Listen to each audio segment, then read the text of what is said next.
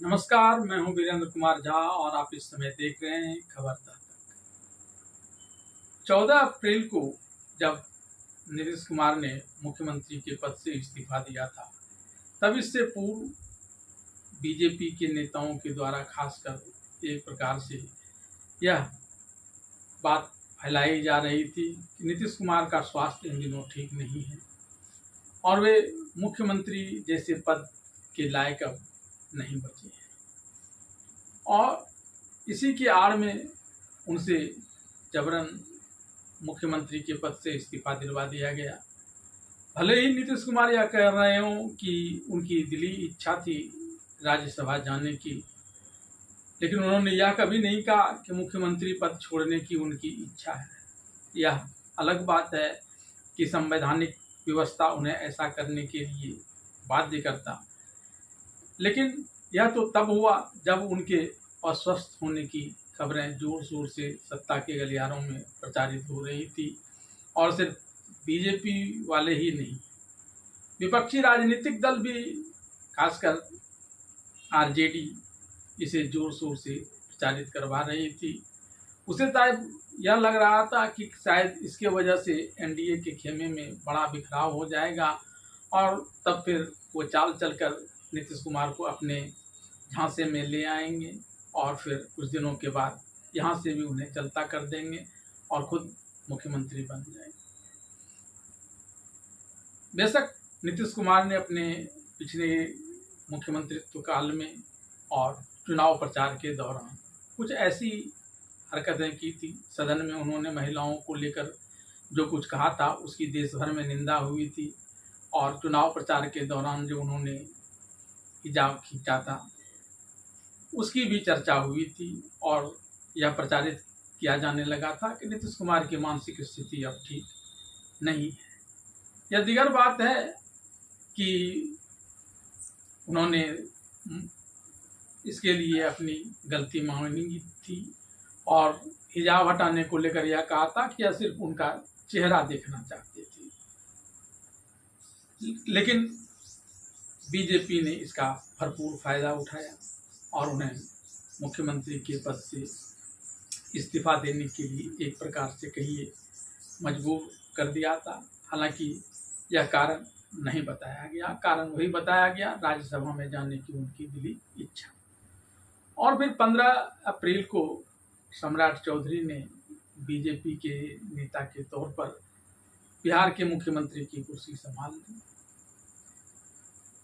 इस्तीफा तो नीतीश कुमार ने दे दिया और तभी से उन्होंने अपना राजनीतिक रंग भी दिखाना शुरू कर दिया और यह बताना भी प्रारंभ कर दिया बीजेपी वालों को कि वे मानसिक रूप से बीमार नहीं है। एक एक कदम सधे हुए मतवाले हाथी की तरह चल रहे हैं और इस बार अपने राजनीति का तरीका भी उन्होंने बदल लिया है।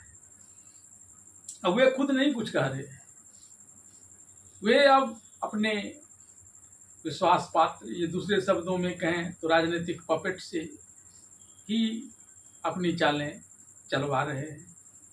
सबसे पहले तो उन्होंने तब अपने राजनीतिक खेल का ट्रेलर दिखा दिया जबकि सम्राट चौधरी के शपथ ग्रहण के दौरान उन्होंने अपने बेटे निशांत कुमार को उप मुख्यमंत्री या और किसी मंत्री के रूप में शपथ नहीं लेने दिया और निशांत कुमार के मुंह से कहलवा दिया कि वे कोई पद लेना नहीं चाहते। ये ट्रेलर था उनका राजनीति का और अब धीरे धीरे फिल्म की शुरुआत उन्होंने कर दी है। राजनीतिक ड्रामा उनका चालू हो गया।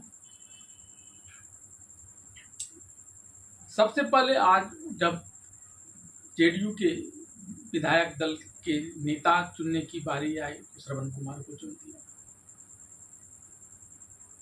श्रवण कुमार उनके खास विश्वास पात्र माने जाते हैं और उनके समय में मंत्री भी रहे हैं और उन्होंने जेडीयू के विधायक दल का सदन में नेता बनने के साथ ही यह घोषणा कर दी कि अब जेडीयू को पिछले की बार की ही तरह उतने ही मंत्री पद से संतोष नहीं होगा, इन्हें और ज़्यादा मंत्री पद चाहिए। और इसमें उन्होंने नीतीश कुमार की भी सहभागिता होने की बात बता दी कि उन्होंने ही ऐसा कहा है। और बात मंत्रियों की संख्या की ही हो तो कोई बात थी। अब इसकी आड़ में जो मलाईदार पद हैं, मंत्री पद, उस पर भी जेडीयू की निगाहें हैं। कौन सा विभाग वे मांगेंगे, यह अभी फुलना बाकी है। अभी तो पहले वही विवाद है। पहले एक विचार यह आया था कि जो स्थिति पहले थी वो सिर्फ उलट पुलट हो जाए, यानी जेडीयू की जगह बीजेपी और बीजेपी की जगह जेडीयू ले ले। लेकिन तब बीजेपी ने, खासकर उनके रणनीतिकार पीएम मोदी और गृह मंत्री अमित शाह ने, इसको लेकर आगे चर्चा की जाएगी और सिर्फ एक मुख्यमंत्री सम्राट चौधरी और उनके साथ 2 उप मुख्यमंत्री, दोनों जेडीयू खेमे की, एक विजेंद्र यादव और दूसरे विजय चौधरी को बना दिया।